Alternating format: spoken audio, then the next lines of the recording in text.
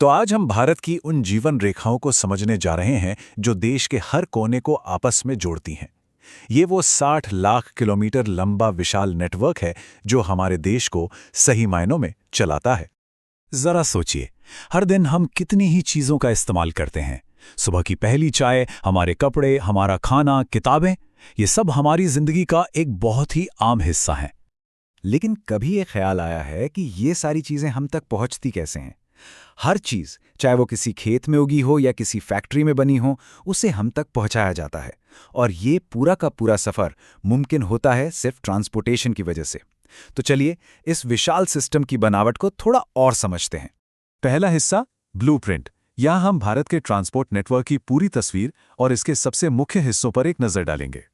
देखिए, भारत का जो पूरा ट्रांसपोर्टेशन सिस्टम है उसे मोटे तौर पर 3 हिस्सों में बांटा जा सकता है: स्थल, जल और वायु, मतलब जमीन, पानी और हवा। और जैसा कि हम आगे देखेंगे, इन सब में जमीनी परिवहन यानी कि हमारी सड़कें और रेलवे देश की अर्थव्यवस्था की असली रीढ़ हैं। तो आइए जमीनी परिवहन पर ही फोकस करते हैं। और यहीं पर एक चौंकाने वाला आंकड़ा सामने आता है। भारत का रोड नेटवर्क लगभग 62 लाख किलोमीटर लंबा है। जी हां, 6.2 मिलियन किलोमीटर। ये इतना बड़ा है कि ये दुनिया का दूसरा सबसे बड़ा रोड नेटवर्क है। अब ये विशाल नेटवर्क इतना जरूरी क्यों है? आंकड़े देखिए, देश के लगभग 85% पैसेंजर्स और 70% माल यानी फ्रेट का ट्रांसपोर्ट इन्हीं सड़कों पर होता है। मतलब साफ है, सड़कें ही देश को चला रही हैं। और इसीलिए आज हम सड़कों के इस जाल को और गहराई से समझेंगे। दूसरा हिस्सा, धमनियां। अगर पूरा रोड नेटवर्क एक शरीर है तो नेशनल हाईवेज उसकी धमनियों की तरह हैं, जो सबसे जरूरी ट्रैफिक को एक जगह से दूसरी जगह ले जाती हैं। तो ये नेशनल हाईवेज या एनएच आखिर हैं क्या? असल में ये वो मुख्य सड़कें हैं जिनका निर्माण और रखरखाव केंद्र सरकार यानी सेंट्रल गवर्नमेंट करती है। इनका सीधा मकसद होता है राज्यों की राजधानियों, बड़े बड़े शहरों, जरूरी बंदरगाहों और यहां तक कि सेना के लिए जरूरी इलाकों को आपस में जोड़ना। अब यहां एक बहुत ही दिलचस्प बात सामने आती है। देश में जितनी भी सड़कें हैं, उनकी कुल लंबाई का सिर्फ 2% हिस्सा ही नेशनल हाईवेज हैं। जी हां, सिर्फ 2%। लेकिन, और यही बात सबसे हैरान करने वाली है, अपनी इतनी कम लंबाई के बावजूद देश के कुल सड़क ट्रैफिक का 40% बोझ यही सड़कें उठाती हैं। तो सोचिए, ये 2% का नेटवर्क देश के 40% ट्रैफिक को संभाल रहा है। इससे इनकी अहमियत का अंदाजा लगाया जा सकता है। और ऐसा नहीं है कि ये नेटवर्क हमेशा से इतना बड़ा था, ये लगातार बढ़ रहा है। देखिए, 1951 में हमारे पास सिर्फ 19,700 किलोमीटर के नेशनल हाईवेज थे और 2020 तक ये आंकड़ा बढ़कर 1,36,000 किलोमीटर से भी ज्यादा हो गया। इस ग्रोथ का सबसे बड़ा और महत्वाकांक्षी उदाहरण है स्वर्णिम चतुर्भुज परियोजना या गोल्डन क्वाड्रिलैटरल। ये एक हाई स्पीड रोड नेटवर्क है जो देश के 4 महानगरों दिल्ली, कोलकाता, चेन्नई और मुंबई को आपस के कनेक्ट करता है। इस अकेले प्रोजेक्ट ने इन शहरों के बीच ट्रैवल टाइम और लागत दोनों को इतना कम कर दिया कि देश के व्यापार को एक नई रफ्तार मिल गई। तीसरा हिस्सा केशिका है। अच्छा, अगर नेशनल हाईवेज धमनियां हैं तो बाकी सड़कें उन बारीक केशिकाओं की तरह हैं जो खून को शरीर के हर कोने तक पहुंचाती हैं।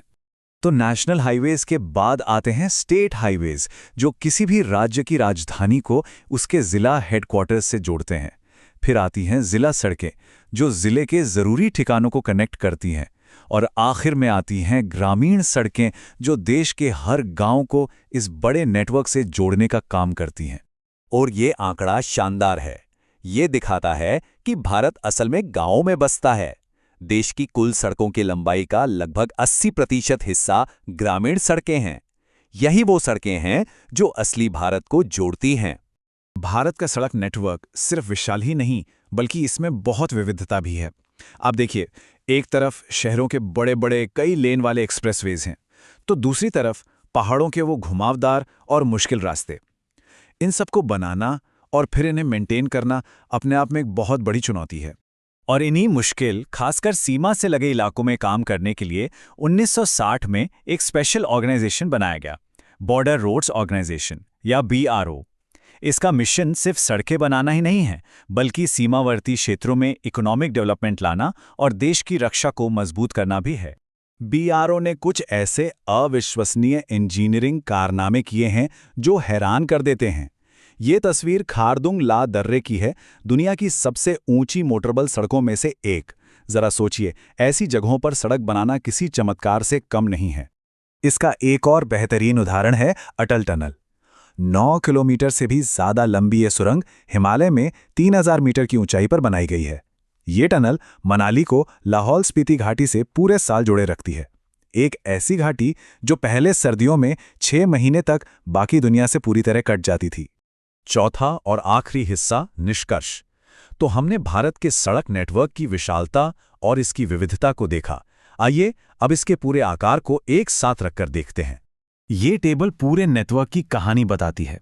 नेशनल और स्टेट हाईवेज दोनों को मिलाकर भी ये लगभग 3 लाख किलोमीटर होते हैं।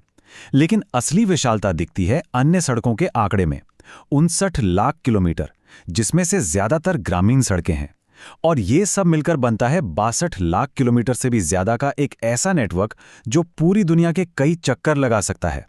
तो ये नेटवर्क भारत की असली जीवन रेखा है, इसमें कोई शक नहीं। लेकिन एक बड़ा सवाल हमेशा बना रहता है, जैसे जैसे भारत की अर्थव्यवस्था और आबादी बढ़ रही है, क्या ये जीवन रेखाएं उस बढ़ते हुए दबाव को झेल पाएंगी? क्या ये उसी रफ्तार से विकसित हो पाएंगी? ये एक ऐसा सवाल है जो आने वाले दशकों में भारत के भविष्य को आकार देगा।